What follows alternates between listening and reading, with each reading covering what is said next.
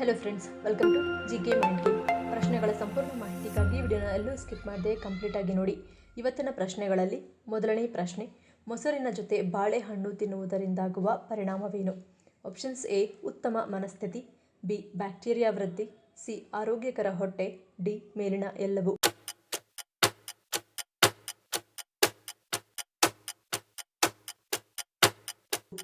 ಸರಿಯಾದ ಉತ್ತರ option D, ಮೇಲಿನ ಎಲ್ಲವೂ.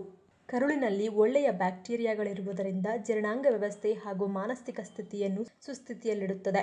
ಬಾಳೆಹಣ್ಣಿನಲ್ಲಿ ಪ್ರೀಬಯೋಟಿಕ್, ಫೈಬರ್ ಮತ್ತು ಮೊಸರು ಪ್ರೋಬಯೋಟಿಕ್ಗಳನ್ನು ಹೊಂದಿದ್ದು ಅದು ಉತ್ತಮ ಬ್ಯಾಕ್ಟೀರಿಯಾವನ್ನು ಹೆಚ್ಚಿಸಲು ಸಹಾಯ ಮಾಡುತ್ತದೆ.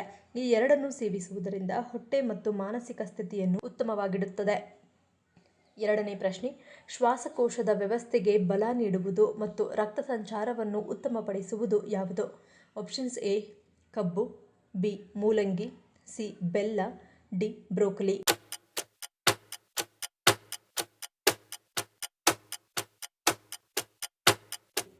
ಸರಿಯಾದ ಉತ್ತರ ಆಪ್ಷನ್ ಸಿ, ಬೆಲ್ಲ.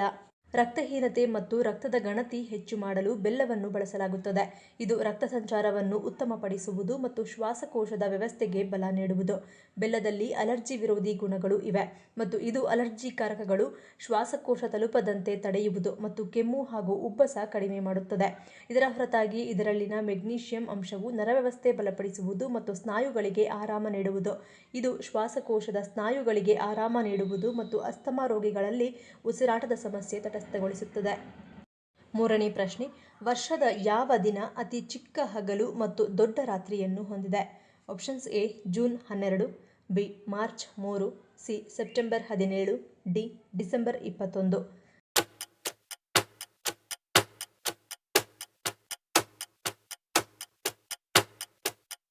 ಸರಿಯಾದ ಉತ್ತರ ಆಪ್ಷನ್ ಡಿ, ಡಿಸೆಂಬರ್ 21. ಡಿಸೆಂಬರ್ 21ರ ಮುಖ್ಯ ವಿಶೇಷತೆಗಳಲ್ಲಿ ಒಂದು ಚಳಿಗಾಲದ ಅಯನ ಸಂಕ್ರಾಂತಿ. ಇದು ಉತ್ತರ ಗೋಳಾರ್ಧದಲ್ಲಿ ಅತಿ ಚಿಕ್ಕ ಹಗಲು ಮತ್ತು ಅತಿ ದೊಡ್ಡ ರಾತ್ರಿ ಇರುವ ದಿನವಾಗಿದೆ. ನಾಲ್ಕನೇ ಪ್ರಶ್ನೆ, ಯಾವ ಟೀ ಅಥವಾ ಚಹಾ ಸೇವನೆಯಿಂದ ದೇಹದಲ್ಲಿರುವ ಕಲ್ಮಶಗಳು ದೂರಾಗುತ್ತವೆ? Options A, black tea, B, ದಾಲ್ಚಿನ್ನಿ ಚಹಾ, ಸಿ, ಗ್ರೀನ್ ಟೀ, ಡಿ, ದಾಸವಾಳ ಚಹಾ.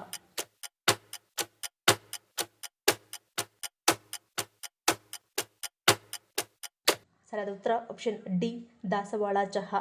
ಆಯುರ್ವೇದ ಚಿಕಿತ್ಸಾ ಪದ್ಧತಿಯಲ್ಲಿ ದಾಸವಾಳಕ್ಕೆ ತನ್ನದೇ ಆದ ಹೆಸರಿದ್ದು ದಾಸವಾಳ ಬಳಕೆಯು ನಮ್ಮ ಆರೋಗ್ಯವನ್ನು ಉತ್ತಮಪಡಿಸುತ್ತದೆ.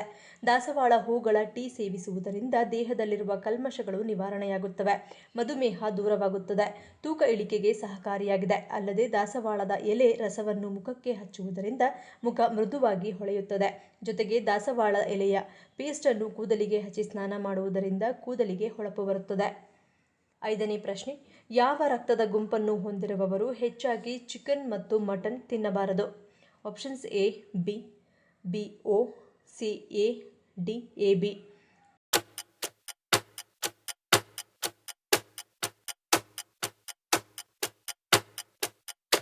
ಸರಿಯಾದ ಉತ್ತರ ಆಪ್ಷನ್ ಸಿ ಎ. ಎ ರಕ್ತದ ಗುಂಪು ಹೊಂದಿರುವವರು ಬಹಳ ಸೂಕ್ಷ್ಮವಾದ ಪ್ರತಿರಕ್ಷಣಾ ವ್ಯವಸ್ಥೆಯನ್ನು ಹೊಂದಿರುತ್ತಾರೆ. ಆದ್ದರಿಂದ ಅವರು ತಮ್ಮ ಆಹಾರದ ಬಗ್ಗೆ ಹೆಚ್ಚು ಗಮನ ಹರಿಸಬೇಕು. ದೇಹವು ಮಾಂಸವನ್ನು ಸುಲಭವಾಗಿ ಜೀರ್ಣಿಸಿಕೊಳ್ಳಲು ಸಾಧ್ಯವಿಲ್ಲದ ಕಾರಣ ಕಡಿಮೆ ಚಿಕನ್ ಮತ್ತು ಮಟನ್ ತಿನ್ನಬೇಕು. ಹಸಿ ತರಕಾರಿಗಳನ್ನು ಹೊರತುಪಡಿಸಿ ಅವರ ಆಹಾರದಲ್ಲಿ ಸಮುದ್ರಾಹಾರ ಮತ್ತು ವಿವಿಧ ರೀತಿಯ ಬೇಳೆಕಾಳುಗಳನ್ನು ಒಳಗೊಂಡಿರಬೇಕು.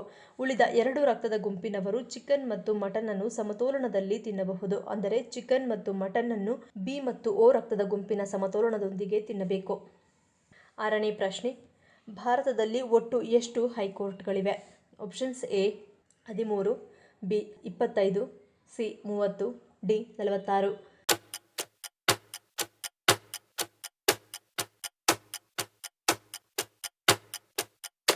ಸರಿಯಾದ ಉತ್ತರ ಆಪ್ಷನ್ ಬಿ, 25. ಭಾರತದಲ್ಲಿ ಒಟ್ಟು 25 ಹೈಕೋರ್ಟ್ಗಳು ಕಾರ್ಯನಿರ್ವಹಿಸುತ್ತಿವೆ. ಇವುಗಳಲ್ಲಿ ಕೆಲವು ಹೈಕೋರ್ಟ್ಗಳು ಒಂದಕ್ಕಿಂತ ಹೆಚ್ಚು ರಾಜ್ಯ ಅಥವಾ ಕೇಂದ್ರಾಡಳಿತ ಪ್ರದೇಶದ ವ್ಯಾಪ್ತಿಯನ್ನು ಹೊಂದಿವೆ ಮತ್ತು ಭಾರತದ ಸಂವಿಧಾನದ 214ನೇ ವಿಧಿಯ ಪ್ರಕಾರ ಪ್ರತಿ ರಾಜ್ಯವು ತನ್ನದೇ ಆದ ಹೈಕೋರ್ಟ್ ಹೊಂದಿರಬೇಕು. ಆದರೆ ಸಂಸತ್ತು 2 ಅಥವಾ ಹೆಚ್ಚಿನ ರಾಜ್ಯಗಳಿಗೆ ಸಾಮಾನ್ಯ ಹೈಕೋರ್ಟ್ ಸ್ಥಾಪಿಸಬಹುದು. ಏಳನೇ ಪ್ರಶ್ನೆ, ವಾಕರಿಕೆ ಮತ್ತು ವಾಂತಿಯಂತಹ ರೋಗಲಕ್ಷಣಗಳನ್ನು ಯಾವುದು ಕಡಿಮೆ ಮಾಡುತ್ತದೆ? ಆಪ್ಷನ್ಸ್ ಎ, ನಿಂಬೆಹಣ್ಣು, ಬಿ, ಶುಂಠಿ, ಸಿ, ಚಕ್ಕೆ, ಡಿ, ಪುದೀನ.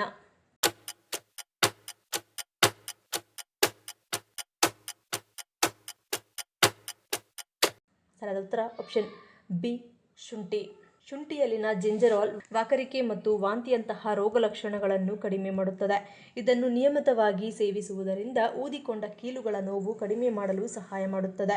ಶುಂಠಿಯು ಶೋಗೋಲ್ ಅನ್ನು ಸಹ ಹೊಂದಿದೆ. ಇದು ನೋವು ನಿವಾರಣೆ ಮಾಡುವಲ್ಲಿ ಮುಖ್ಯ ಪಾತ್ರ ವಹಿಸುತ್ತದೆ. ಜೊತೆಗೆ ಇದು ಕ್ಯಾನ್ಸರ್ ಮತ್ತು ಹೃದ್ರೋಗದ ವಿರುದ್ಧವೂ ಹೋರಾಡಲು ಸಹಾಯ ಮಾಡುತ್ತದೆ. 8ನೇ ಪ್ರಶ್ನೆ, ಭಾರತದಲ್ಲಿ ಉಪ್ಪು ಉತ್ಪಾದನೆಗೆ ಅತ್ಯಂತ ಪ್ರಸಿದ್ಧವಾದ ರಾಜ್ಯ ಯಾವುದು? Options A Andhra Pradesh, B Goa, C Gujarat, D Kerala.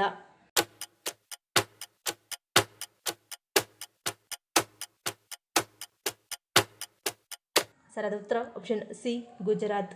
ಭಾರತದಲ್ಲಿ ಉಪ್ಪು ಉತ್ಪಾದನೆಗೆ ಅತ್ಯಂತ ಪ್ರಸಿದ್ಧವಾದ ರಾಜ್ಯ ಗುಜರಾತ್. ಈ ರಾಜ್ಯವು ಭಾರತದ ಉಪ್ಪಿನ 75%ಗಿಂತ ಹೆಚ್ಚು ಉತ್ಪಾದಿಸುತ್ತದೆ. ಇದು ದೇಶದ ಉಪ್ಪು ಉದ್ಯಮದ ಬೆನ್ನೆಲುಬಾಗಿದೆ. ವಿಶಾಲವಾದ ಕರಾವಳಿ, ಶುಷ್ಕ ಹವಾಮಾನ ಮತ್ತು ಉಪ್ಪು ಸಮೃದ್ಧ ಬಯಲು ಪ್ರದೇಶಗಳೊಂದಿಗೆ ಗುಜರಾತ್ ದೊಡ್ಡ ಪ್ರಮಾಣದ ಉಪ್ಪು ಕೃಷಿಗೆ ಸೂಕ್ತವಾದ ನೈಸರ್ಗಿಕ ವಾತಾವರಣವನ್ನು ಒದಗಿಸುತ್ತದೆ. 9ನೇ ಪ್ರಶ್ನೆ, ಹೃದಯಕ್ಕೆ ಯಾವುದೇ ತೊಂದರೆಯಾಗದಂತೆ ನೋಡಿಕೊಳ್ಳುವ ಹಣ್ಣು ಯಾವುದು? ಆಪ್ಷನ್ಸ್ ಎ ಸೇಬು, ಬಿ ಪೇರಳೆ, ಸಿ ಸೀತಾಫಲ, ಡಿ ಕಿತ್ತಳೆ.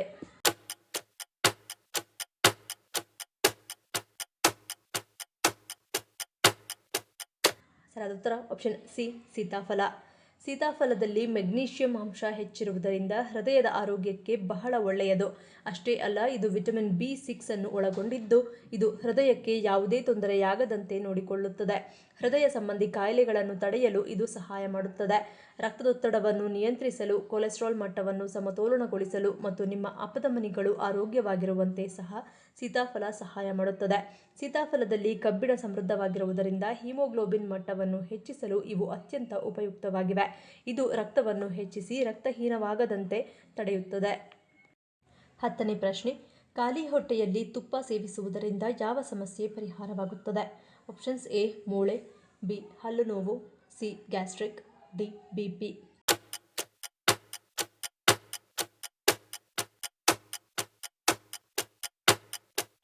ಸರಿಯಾದ ಉತ್ತರ ಆಪ್ಷನ್ ಎ ಮೂಳೆ. ಮೂಳೆಗಳಿಗೆ ಸಂಬಂಧಪಟ್ಟಂತೆ ಯಾರು ಈಗಾಗಲೇ ಆರ್ಥರೈಟಿಸ್ ಸಮಸ್ಯೆಯಿಂದ ಬಳಲುತ್ತಿರುತ್ತಾರೆ ಅವರಿಗೆ ತುಪ್ಪ ರಾಮಬಾಣವಾಗಿ ಕೆಲಸ ಮಾಡುತ್ತದೆ. ಇದರಲ್ಲಿರುವ ಒಮೆಗಾ 3 ಫ್ಯಾಟಿ ಆಮ್ಲಗಳು ಮೂಳೆಗಳ ಸಮಸ್ಯೆಗಳನ್ನು ನಿವಾರಣೆ ಮಾಡುವುದು ಮಾತ್ರವಲ್ಲದೆ ಮಹಿಳೆಯರಿಗೆ ಕ್ಯಾಲ್ಸಿಯಂ ಕೊರತೆಯಾಗದಂತೆ ನೋಡಿಕೊಳ್ಳುತ್ತದೆ. ಬೆಳಗ್ಗಿನ ಸಮಯದಲ್ಲಿ ಖಾಲಿ ಹೊಟ್ಟೆಯಲ್ಲಿ 1 ಚಮಚ ತುಪ್ಪ ಸೇವನೆ ಮಾಡುವುದರಿಂದ ಮೂಳೆಗಳಿಗೆ ಬಲ ಸಿಗುವುದು ಮಾತ್ರವಲ್ಲದೆ ತೂಕ ನಿವಾರಣೆಯಲ್ಲಿ ಸಹಾಯವಾಗುತ್ತದೆ. 11ನೇ ಪ್ರಶ್ನೆ, ಯಾರ ಗೌರವಾರ್ಥವಾಗಿ ಡಿಸೆಂಬರ್ 23ರಂದು ರಾಷ್ಟ್ರೀಯ ರೈತರ ದಿನವನ್ನು ಆಚರಿಸಲಾಗುತ್ತದೆ? Options A Charan Singh, B Gulzarilal Nanda, C Morarji Desai, D Chandrashekhar.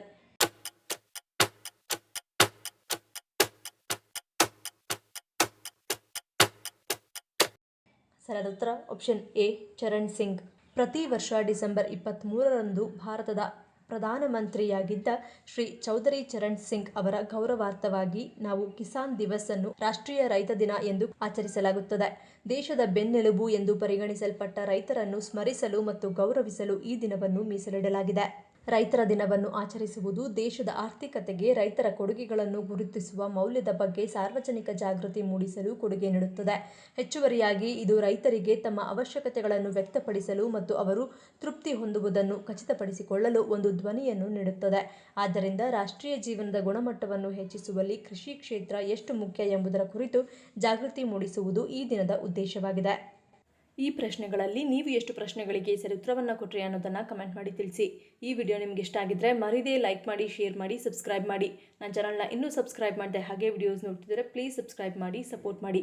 ಮತ್ತೊಂದು ಇಂಟ್ರೆಸ್ಟಿಂಗ್ ವಿಡಿಯೋದೊಂದಿಗೆ ಸಿಗ್ತೀನಿ. Until love you all, take care.